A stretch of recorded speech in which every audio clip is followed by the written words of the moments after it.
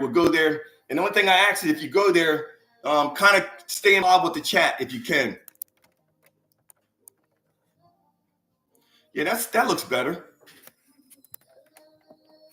I think. Hold on. Give me 1 second, guys.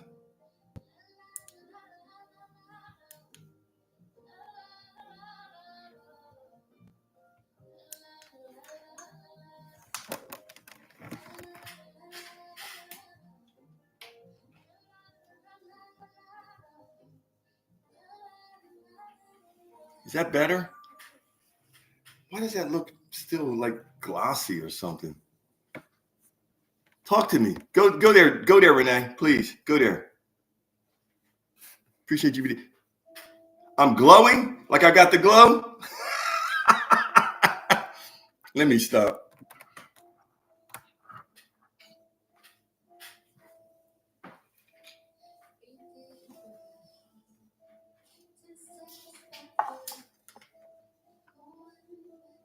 Oh, that's better.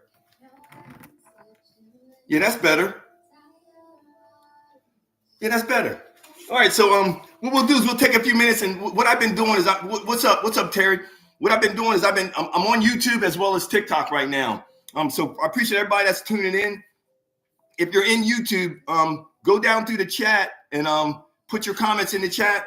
Tap the screen, like the live. I appreciate every single one of y'all that's tuning in tonight. For those that's just meeting me, my name is Arnold Austin. No, it's not Arnold Austin. No, on YouTube, it's Healing Hearts Network. Healing Hearts Network by Arnold Austin on YouTube. If you go up into my page on TikTok, it's in the next to Lemonade. You'll see the icon for Lemonade. You hit that and it's right down in there. But my point is, we've been talking about the last 3 days about our mindset and our thoughts and the way that we think. And based upon studies that have been done, a lot of our thinking is based upon, hold on. Hey, Google, turn off. I forgot that quick. I'm so used to having music behind me. But a lot of our thoughts and our thinking is based upon things that we were taught in our environment. You know, they say the average child by 7 years old has already pretty much formed a lot of their thoughts. And those thoughts are formed unconsciously based upon their parents, based upon their environment, based upon if it was, just everything that things that you can't even see. It's just based upon basically anything that's around them. And so a lot of our learning isn't something where it's audible. It's just they're just picking up things from the people around them. But in process of all these things going on, as we get older, a lot of the way that we think about things has already been prepackaged. So if there's going to be a change that's going to take place within our lives, it's going to come based upon us getting to a point where we're no longer looking at where we are as people. Hold on. How did my phone die that quick? But we're coming from more of a place of looking at ourselves or believing that we can move past where we are. One of the things that I would tell you is that when we understand the power of our minds, then we're going to understand the power of how awesome our life can be.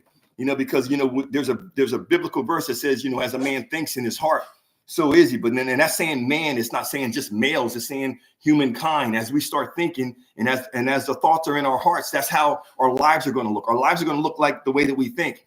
Your life is a representation of what you thought 10 weeks ago, 5 years ago, 5 months ago. It's based upon somehow a thought that we had over a period of time. The result that we're getting now is a direct result of that, or it's the direct result of why our life looks the way it looks. And I used the example. There was a young lady that reached out to me that was very, very cynical concerning relationships and love and marriage and different things like that. She didn't believe that there's something that's possible today in today's environment with the way that things are and a lot of the people that are out that are teaching this stuff. She just felt like it was a hoax and it's not something that you can actually do and have and be successful at.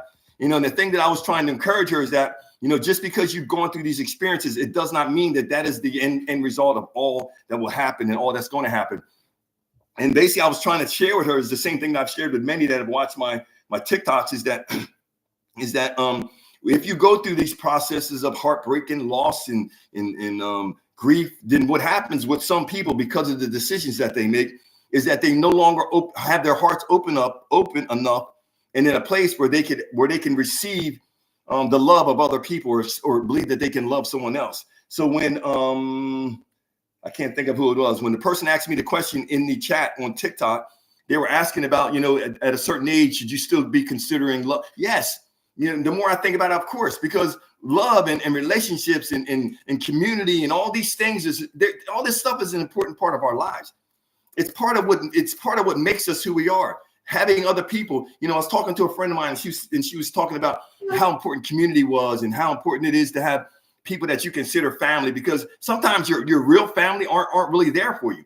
If you're like a lot of people, the people that are your blood relatives, they might not be the perfect people that are there for you and that are there with you. They might be people that are there for a period of time and then they're gone. Or they might not be the people that really have your back and that are supportive of you. They're always looking for something from you, instead of understanding that you're a human being just like them. And just because you're a giver, that doesn't mean that that's all you are. That you're more than just what you've given and what you've done. But when you look at our mindset, there's got to be a shifting in our mindset, because understanding that the majority of our thoughts and the majority of things that we are aware of in our conscious level just represents what we are aware of. Conscious represents awareness. Let's keep it simple. What are you aware of? The things that we're aware of is based upon our senses: hearing, seeing, smelling, tasting, touching, the 5 senses. So your senses is going to make you aware of things that are going on around you. If you're out, I live in the country part of Jersey. If I go out in my yard, my senses will tell me, oh, there's a deer standing in the middle of my yard. Because I'll see him, I'll hear him run.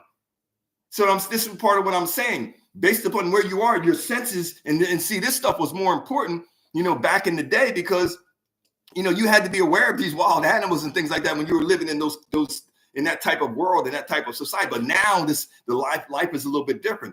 So a lot of our traumas and things that happen in our minds that keep us in this constant state of fight or flight, where we're always on edge and we never can't figure out which way to go and what to do, it's because we're always in this state of fight or flight, because we never actually took the time to just pump the brakes. Put that in the chat. Pump the brakes. Put that in the chat. Pump the brakes. Pump the brakes. Slow down. Don't be so quick to jump to the next thing. Don't be so quick to give somebody else a commitment just because you got to have another one and you feel the need. All of us feel the need. Pump the brakes. Yes, it's tempting. Yes, you're interested in somebody else. Yes, you want to be with someone else. Yes, you want someone to hug you. Yes, like around Christmas, the holidays, many people were saying, oh, I really wish that I had somebody during this time of the year. That's great that you wish that you had somebody, but you know what? Pump the brakes. Slow down. Say that in the chat. Say slow down. Because sometimes we're in such a rush to meet the next person that we never pump the brakes long enough to see the things that we need to do to fix the operation that we've been running. Because things haven't been running right. We've been running on empty and on low. We've been running from a negative perspective. I often talk about the book Power versus Force. When I read that book allowed me to really, really understand the significance of what we say, as far as the positive things that we say versus the negative things that we say. Power versus force. In this book, the author, what he did was he did a breakdown of all of the different actions that we take, and I'm going to give you just a basic summary. For instance, if we're a person that's full of love, peace, joy, happiness, gratefulness, thankfulness, things like that, he had the elevation or the number value of those things was higher, like 80, 50, 100, 120, 200. But then the other things, hate, envy, malice, strife, gossip, backbiting, all these things, the value of those things were lower, 10, 5, 8, 20, up to like maybe 50. We'll say 50 or 100. And see, the problem that happens with many of us, and this is something that when I read the book, it made me understand why it is so critical that we no longer look at positive versus negative as just something that you can just scatter off and throw around and not really understand. The importance of positive versus negative is when I am a negative person, I am running this machine of this body, this perfect machine that was made by the Almighty. I'm running this machine in a deficit. Anything you run in a deficit, if you run your car in a deficit, for those that don't understand what I'm saying, that means that you won't have any oil in it. You'll be running maybe on 2 cylinders instead of 8. What do you think is going to happen over a period of time as you run that car? It's going to break down. That's what's going to happen. And that's the same thing that happens with our bodies, because we have all of these grudges that we holding on to people, which steals away from our life force energy. We have our bodies where we're listening to this negative music. We're hanging out with these negative people. We have these negative conversations. We're gossiping. We're hating people. We're not moving ahead. We're not loving. We're not peaceful. We're not thankful. So if we're not doing the good things, then by default, we're going to do the negatives, because there's always a paradigm. There's always a shifting that's going on. Either we're going to be on the top or we're going to be on the bottom, because it's always moving. It's always moving. So it's the decision has to be, where do I want to be? Where do I want to be on this paradigm? Do I want to be in a place where it's moving and I'm growing and I'm evolving, or I'm in a higher state, where I'm in more of a grateful place? I was talking to my mom yesterday. This is what we were talking about on the phone. That's why my mind went to that. I was talking to her about, just being in a grateful place. I've been taking the time, which I haven't done in probably the last month. I've been taking the time, and I've been really by the time I get back from the gym, I sit down and I just really start writing out what I'm grateful for. And what I find is that when you really, and I say this all the time, when you really, really, truly get to a place of gratefulness, it makes you emotional. You'll feel a welling up in your spirit and in your energy, almost where you'll feel a tear want to come down your face, because it makes you emotional. It's beyond just oh, I'm so grateful and I'm so thankful. No, you got to get hyped up. This is what you got to do for yourself.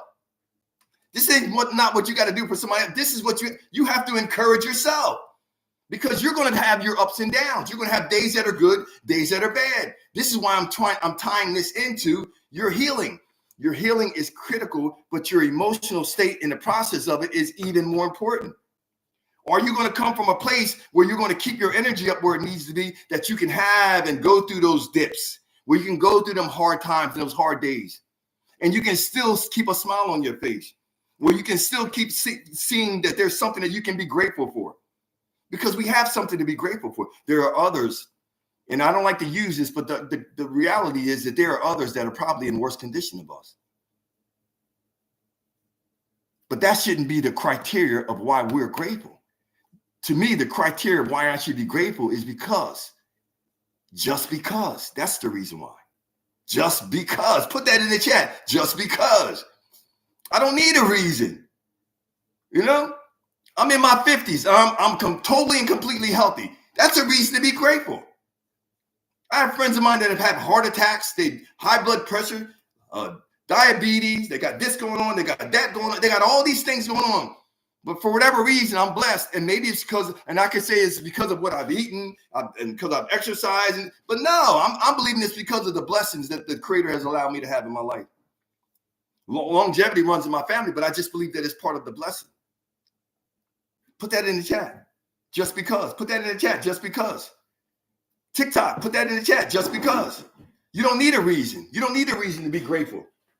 You just need to be grateful. I appreciate y'all tuning in from YouTube. Thank you, each and every one of you. Thank y'all for tapping the screen. Thank y'all for the chat is moving and it's exciting.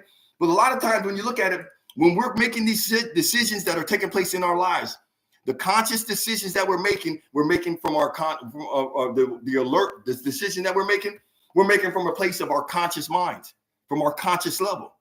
We're not making these decisions a lot of times based upon our subconscious. Our subconscious is where a lot of our long-term memories are. But a lot of the short-term memories or thoughts and the short-term decisions and the conscious thinking is in our. And that's why I said our consciousness is based upon our senses. What are we seeing, hearing, smelling, tasting, touching? Put that in the chat. 5 senses are seeing, hearing, smelling, tasting, touching. 5 senses. That's what it's based upon. And if we're basing all of our decisions based upon our 5 senses, we're going to make mistakes. Because we're natural, but we're also partially spiritual. This is why your intuition and that internal voice, that discernment, that understanding of what you're supposed to do next, understanding that voice, that internal voice that's within you. No longer ignoring a thought that comes to you just because it doesn't fit the criteria of the thought process that you have of that individual. If the thought comes, entertain it. Especially if it's not a thought that you would normally think. That's how I always know that it's a thought that I need to pay attention to. If it's not a normal thought that I would think, I'm going to pay attention to it. because I'm getting a warning from my angels. From those that are around me, they're giving me warning. They're warning me of things that could be impending danger. And then I can't get mad later on if I wasn't aware and I didn't pay attention. So we make these decisions. Part of your conscious mind is where your willpower is. That's why willpower is not enough to achieve your goals. Willpower is not enough. It takes getting that goal ingrained in your mind long enough where it's no longer just something that you're thinking, but it's something that you're doing on automatic pilot. Or your subconscious mind allows you to do things in your life on automatic pilot.